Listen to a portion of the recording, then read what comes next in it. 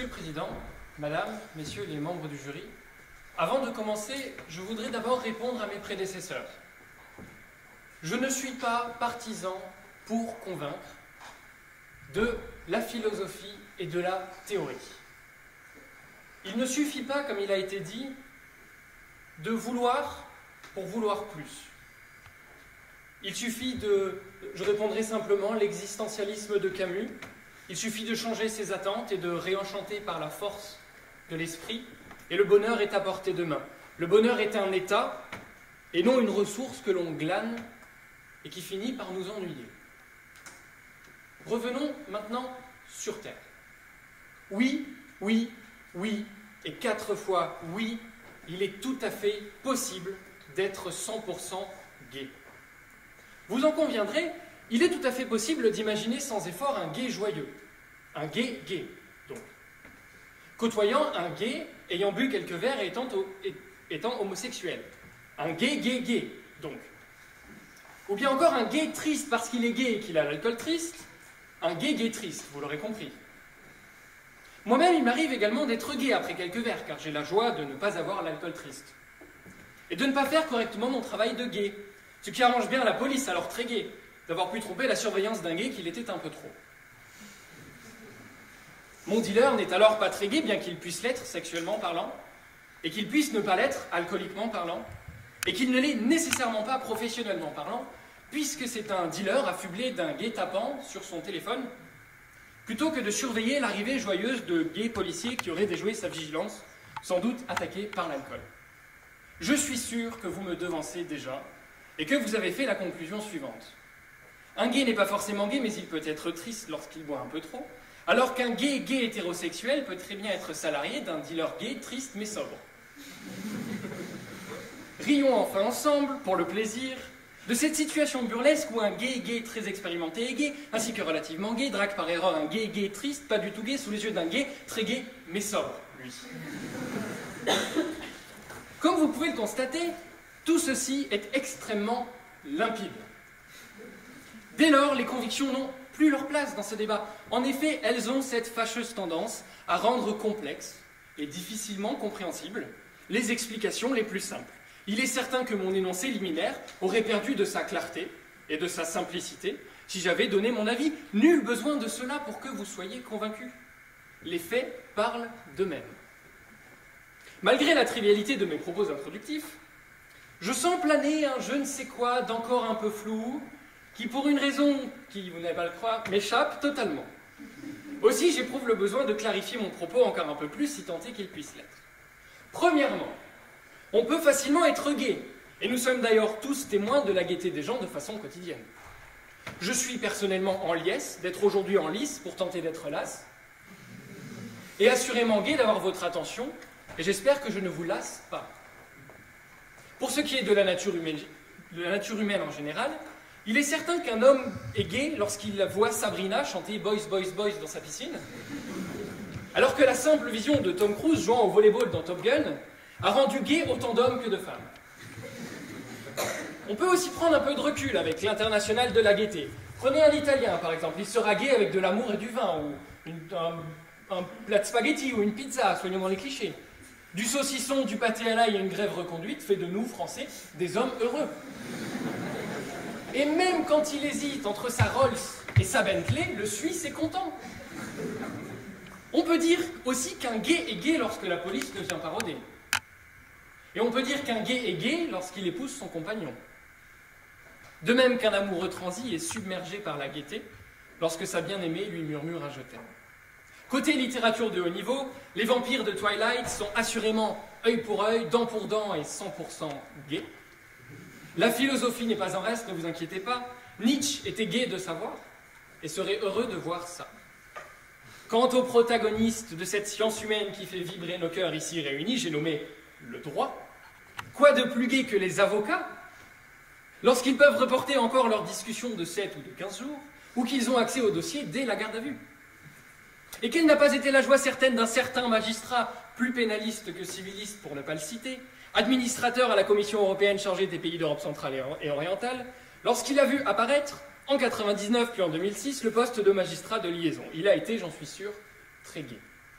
N'oublions pas non plus cette jeune doctorante, le 22 mars 2016, qui a vu son travail de recherche sur le plan de restructuration des entreprises récompensé par le prix du Conseil national des administrateurs judiciaires et mandataires de justice, ainsi que la mention d'honneur de l'Association française des docteurs en droit, et ça ne s'arrête pas là. Je ne parlerai même pas du prix Jacques Béguin, je suis certain qu'elle devait être en overdose de gaieté le jour de ces remises de prix. Enfin, je pense que nous sommes tous d'accord en tant que juristes et étudiants, rien n'est plus gai pour nous, dans un cas pratique, que de tomber sur un principe sans exception. Deuxièmement, il est possible d'être gai lorsque le doux liquide alcoolisé commence à faire effet. Soyons éméchés. Pour confirmer cette thèse, rien n'est plus simple. Allez un jeudi soir dans ce doux lieu de pèlerinage étudiant qu'est Saint-Pierre, et vous trouverez de nombreux moines des temps modernes venus vénérer les dieux vikings de la boisson forte. Il suffit d'ouvrir l'œil 5 minutes, et on se retrouve devant un troupeau d'élèves ingénieurs de l'INSA qui chantent à moitié nus une cantate en hommage à la digue de Nantes, avant d'aller à la queue leu ingurgiter un mètre de pastis dans le bar du même nom, et de rêver un peu de la vraie couleur de la culotte, puis de finir à genoux pour prier le plus saint des saints, qui le fera survivre même si leur taux d'alcool dépasse les 100%. Et si ce haut lieu de culture et de raffinement ne vous tente guère, ce qui est mon cas, vous pouvez toujours aller au Papagayo, où une bande de doctorants de l'université a établi ses quartiers parce que l'endroit est plus chic et un peu plus snob. On passe de bière pastis à martini au shaker, pas à la cuillère. Mais c'est du pareil au même. Le but est de troubler ses sens en s'abandonnant au charme de l'alcool. Et si vous pensez que même les gens du Papagayo ne sont pas fréquentables, vous pouvez toujours aller bien tranquillement au grand hôtel de l'Opéra, place du Capitole, où vous trouverez des liqueurs qui ont 3 fois votre âge, qui vous coûteront 3 fois votre salaire, et qui auront strictement le même effet, à la seule différence que lorsque vous vous affalerez pour profiter des effets de la boisson, vous tomberez dans un fauteuil en velours Louis XVI, plutôt que dans un caniveau en vomi Tonton 51. Troisièmement, il est peu conseillé, mais possible, que je sois embauché par un ami dealer pour être le gai pour lui, pour faire son gai.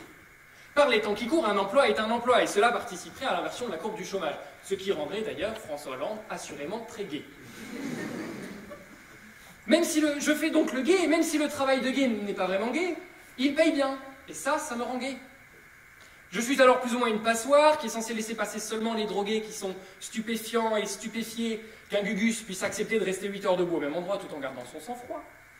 Et la probabilité que le sang suscité soit versé est fonction de la marchandise vendue par mon dealer. Donc on peut dire que je peux être 100% gai et guetteur, donc, si vous me suivez, si mon sang reste à sa place, à savoir bien sagement à l'intérieur de mon organisme. Quatrièmement, enfin, et c'est le plus évident, on peut être homosexuel, on peut être gay. Quelques exemples et je m'en tiendrai là. Prenez Elton John pour la musique, par exemple. Muriel Robin pour l'humour, ou Pierre Palmade, les deux l'été. Laurent Ruquier pour la télévision. Et je vous épargnerai l'homosexualité comme produit de consommation du voyeurisme crade des émissions de plus haut niveau, telles que Tellement vrai, mon mari est parti avec un homme plus jeune que moi. Ou encore C'est mon choix, je rêve que ma femme soit un homme. Ou enfin Confessions intimes, j'aime ma femme mais les hommes m'attirent. Et n'oublions surtout pas le cinéma, avec 2 acteurs gays emblématiques. J'ai nommé George Clooney et Brad Pitt. Alors oui, je vous entends déjà contester et dire qu'ils ne sont pas gays, mais je les inclus dans ma démonstration car il est certain que s'ils plaisent à autant de femmes avec leur charme dévastateur, il doit bien y avoir certains indécis de la gente masculine qui ont fait leur coming out grâce à eux. L'homosexualité n'est plus approuvée et son existence n'a d'ailleurs jamais été remise en cause, ni par les Grecs qui la pratiquaient, ni par les pouvoirs politiques qui les internaient, ni par les pouvoirs religieux qui les brûlaient. Ce qui a fort heureusement évolué, bien qu'il nous reste encore un peu de travail sur l'acceptation, la bienveillance, la tolérance, l'amour, vis-à-vis de cette déviance mentale, contagieuse et diabolique qui gangrène notre belle société française fière de ses racines chrétiennes. Mais c'est un autre débat que tristement certains pensent encore d'actualité. Vous voyez donc qu'il est possible d'être d'abord gai et joyeux, ensuite gai et méché, puis de faire le gai pour un ami dealer tout en étant soi-même homosexuel. La gaieté peut très bien couler dans mes veines à l'instar de l'alcool et faire de moi un 100% gay. On peut donc, à l'image de nos hommes politiques, tout cumuler.